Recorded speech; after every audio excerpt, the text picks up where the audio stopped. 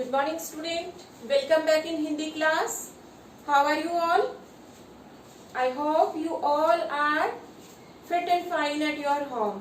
Yes? Yes, very good. So student, as you know that our chapter 4 was completed in last video, and today we will start our new chapter, and its name is Tenali Ram. Very good. तो शुरू करने से पहले I have some information for you. As you know, you already got the message that our midterm exams will be started on in the month of September. ठीक है, month of September में हमारे midterm exams होंगे. So you have to be prepared for these exams. और exam में हमारे जो मेधा book है उसके 1 to 8 चैप्टर आएंगे, और रीडर में भी ग्रामर में भी अपने 1 to 8 चैप्टर आएंगे.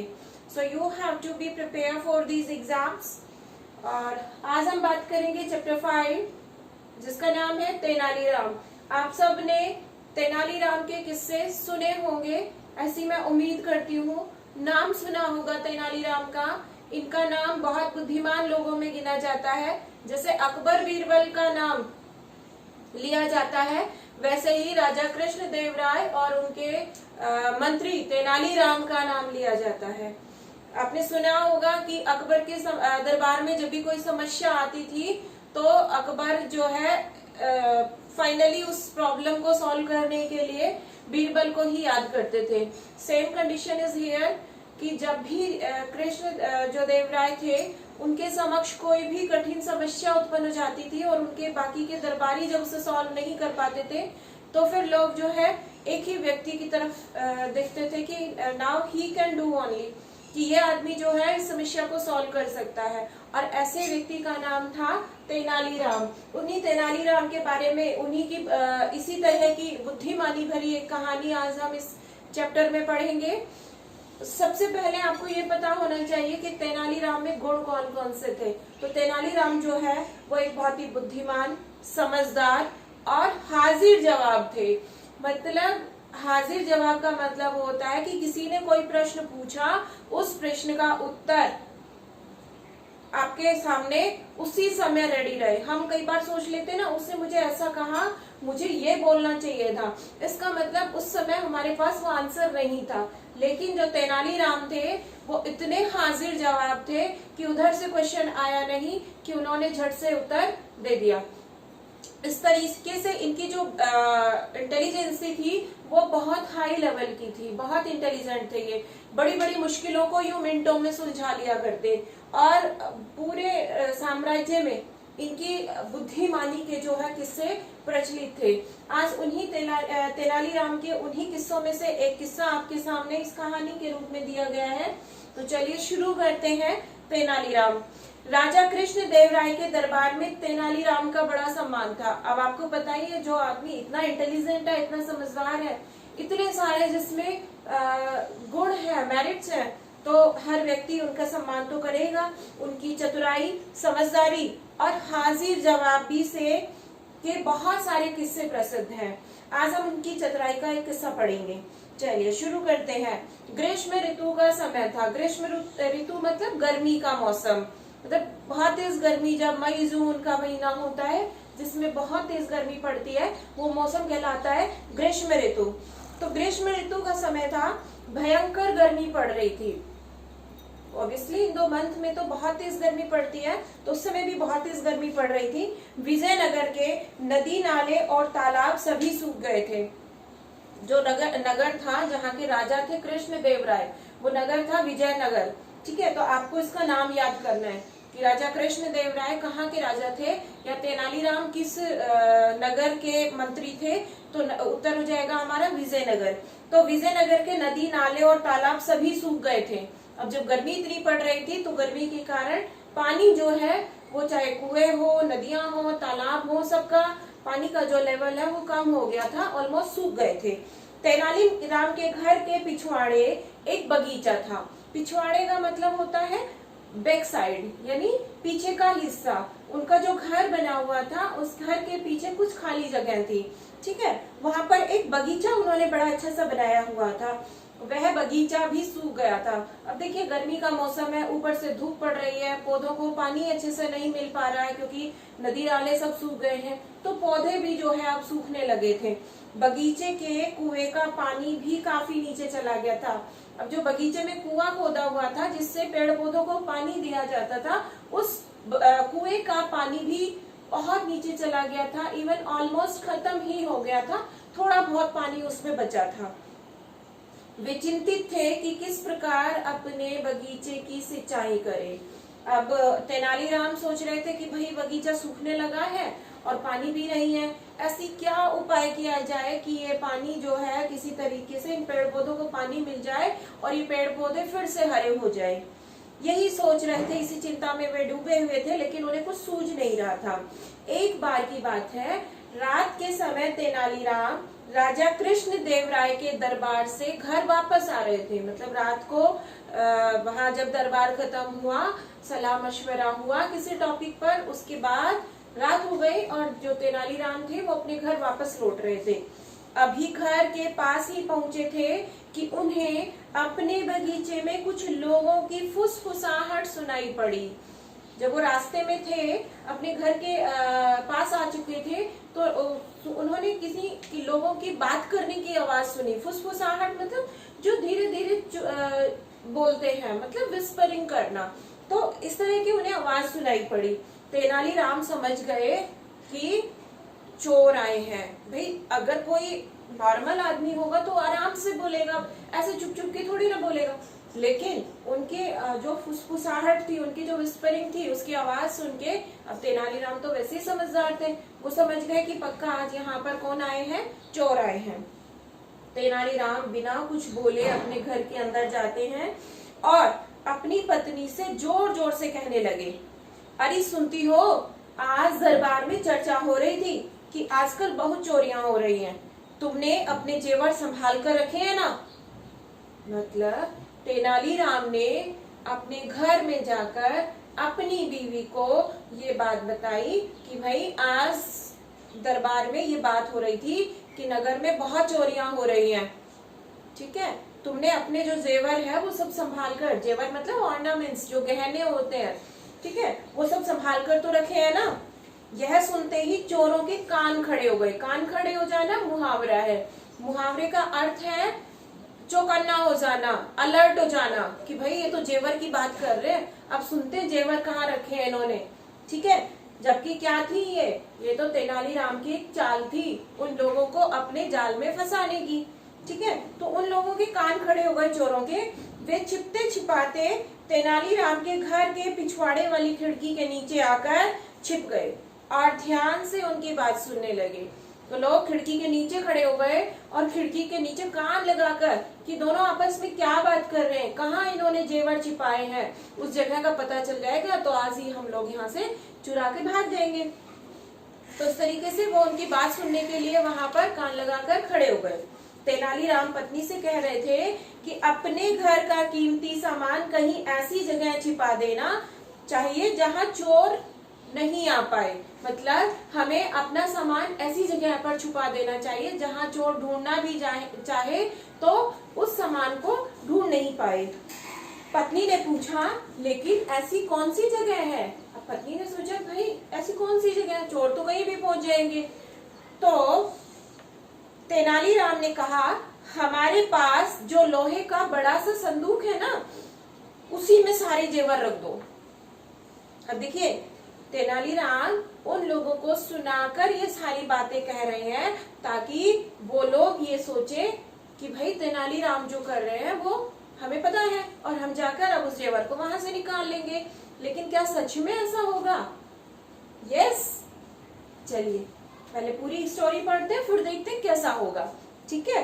तो हमारे पास जो लोहे का बड़ा सा संदूक है उसी में सारे जेवर रख देंगे, ठीक है। फिर उसे कल अपने बगीचे के कुएं में डाल देंगे कि भाई कुएं में पानी तो है नहीं, और कुएं में संदूक को डाल देंगे तो चोर कितना ही क्यों ना ढूंढ ले, कुएं में थोड़ी ना चोर संदूक ढूंढने जाएंगे, ठीक है। अगर चोर आएंगे भी तो उसे ढूंढ नहीं पाएंगे।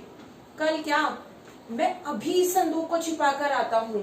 अब तेनालीराम ने कहा नहीं नहीं कल क्यों, मैं तो अभी छिपा के आ जाता हूँ, क्या पता आज ही रात को ही आ जाए। तो तेनालीराम जो है ये सब चोरों को सुनाकर तेनालीराम ने बोल दिया। यह सुनकर चोरों का जो सरदार था ना, हेड ऑफ द थीव्स, बड़ा खुश हो गया। अपने साथियों से फुसफुसाकर बोला, सुना था कि तेनालीराम तो बहुत बुद्धिमान है, लेकिन हमें तो कुछ खास बुद्धि नजर नहीं आ रही है इसमें। इनको तो इतना भी नहीं मालूम है कि दीवारों के भी कान होते हैं। ये कौन कह रहा है? ये कह रहा है चोरों का सरदार। तो कह रहा है कि भाई मैंने तो बड़े किस्से सुने थे, तेनालीराम तो बहुत इंटेलिजेंट है, बहुत समझदार है, बहुत बुद्धिमान है, लेकिन इसे तो बिल्कुल ही बुद्धि नजर नहीं आ रही मुझे। क्यों? क्योंकि ये तो इतनी जोर जोर से चिल्ला चिल्ला के सारी सबको तो सुना रहा है कि भाई मैंने तो अपना जेवर जो है संदूक में रखूंगा, कुएं में डाल दूंगा, तो इसमें कहाँ बुद्धि है। ठीक है, तभी तेनालीराम ने अपनी पत्नी के कान में धीरे से कहा कि बाहर कुछ चोर खड़े हैं, जल्दी से कुछ भारी सामान इस संदूक में भर दो। कि भाई जेवर नहीं भरने, इसमें तो कुछ और ऐसा हैवी सा सामान भर दो ताकि हम इसे कुएं में डाल दें और चोर वहां तक पहुंच जाए। थोड़ी देर बाद तेनालीराम और उनकी पत्नी एक बड़ा सा संदूक जोर लगाकर घसीटते हुए कुएं के पास ले गए। दोनों ने मिलकर बहुत मुश्किल से उसे उठाकर कुएं में ढकेल दिया मतलब कुएं में डाल दिया। छपाक की जोर से आवाज हुई। जब पानी में कोई चीज डलती है, आपने पत्थर फेंका होगा कभी पानी में, जब पानी में कोई चीज डलती है, कोई पत्थर या कुछ भी हम फेंकते हैं तो आवाज होती है छपाक की। ठीक है, तो छपाक की जोर से आवाज हुई। मुस्कुराते हुए वे दोनों घर के अंदर आ गए। अब मुस्कुरा क्यों रहे थे? क्योंकि उन्होंने चोरों को बेवकूफ बना दिया था। चोरों की मंडली छिप कर उन्हें देखती रही। मंडली मतलब पूरा जो ग्रुप था, दल था, मंडली मतलब दल या समूह, वो उनको छिप कर देख रहे थे।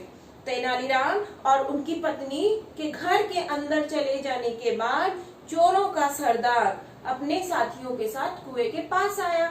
कुएं के पास बाल्टी और रस्सी पड़ी थी। कुएं में उतरने के लिए चोर उसमें बचा थोड़ा सा पानी निकालने लगे ताकि संदूक निकल जाए। अब उन्होंने देखा कि कुएं में थोड़ा बहुत पानी तो है।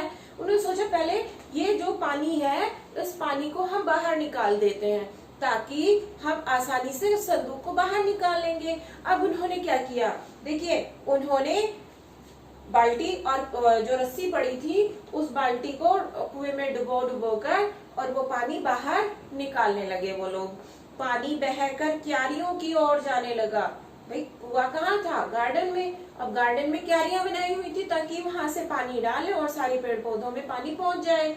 इस प्रकार बगीचे की सिंचाई होती गई। अब देखिए कुएं में से चोर तो पानी इसलिए निकाल रहे थे ताकि वो संदूक निकाल सके।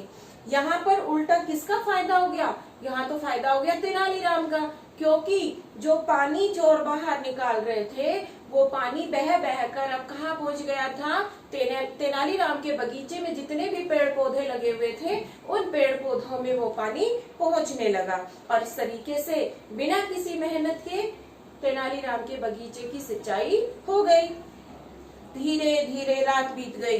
सुबह होने लगी तो चोर रस्सी के सहारे कुएं में उतरे। अब उन्हें लगा कि भाई पानी तो ऑलमोस्ट खत्म हो गया है, अब हम इसमें धीरे धीरे नीचे उतर जाते हैं और उस संदूक को बाहर निकालकर यहाँ से भाग जाते हैं। उन्होंने बहुत मुश्किल से संदूक को बाहर निकाला।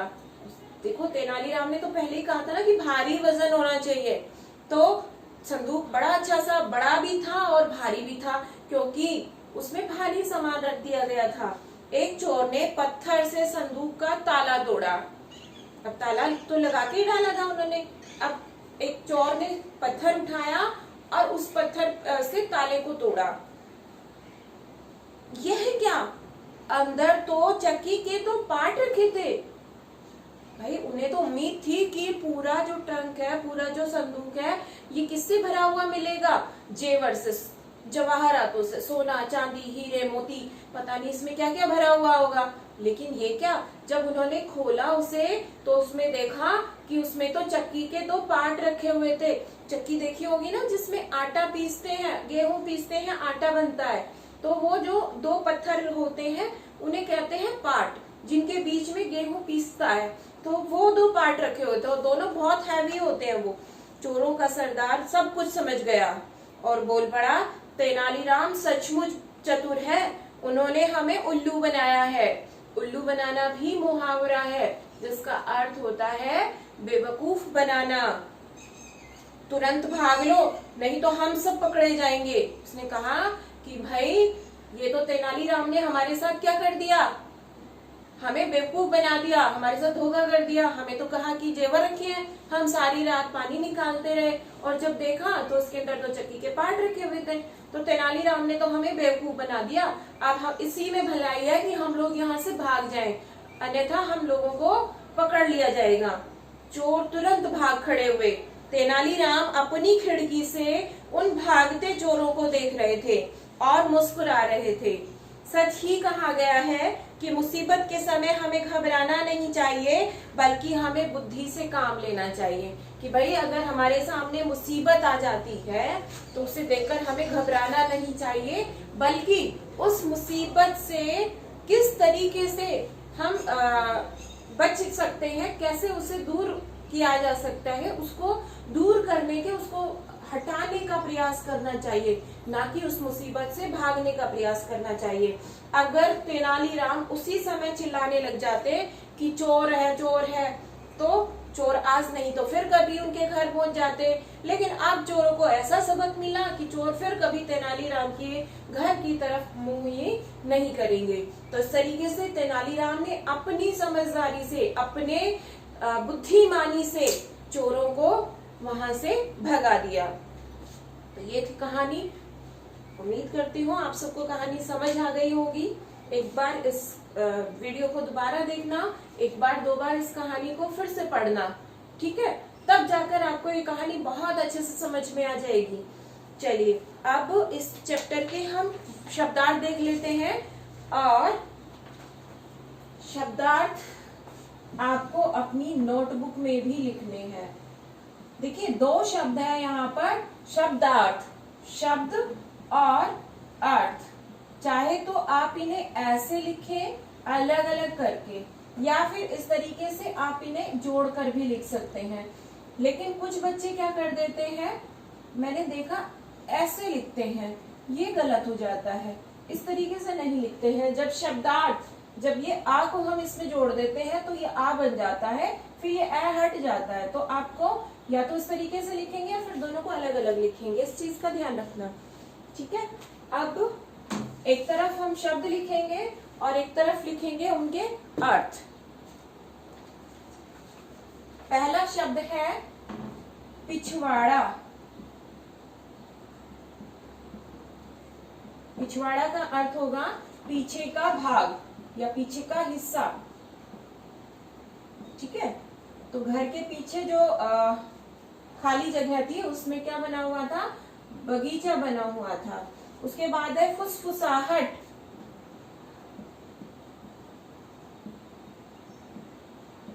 और फुसफुसाहट का अर्थ होता है धीरे धीरे बोलना। कोई सुन नहीं ले, इसलिए जब धीरे धीरे बोला जाता है उसे हम कहते हैं फुसफुसाहट। नेक्स्ट है जेवर।